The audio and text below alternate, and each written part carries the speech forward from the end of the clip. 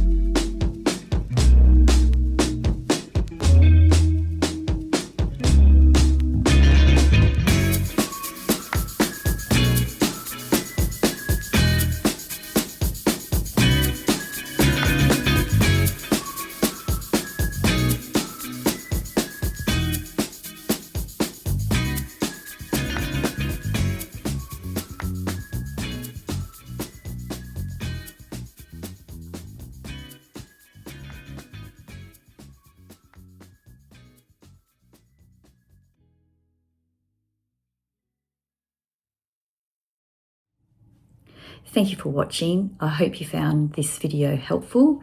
Have a great day and happy baking.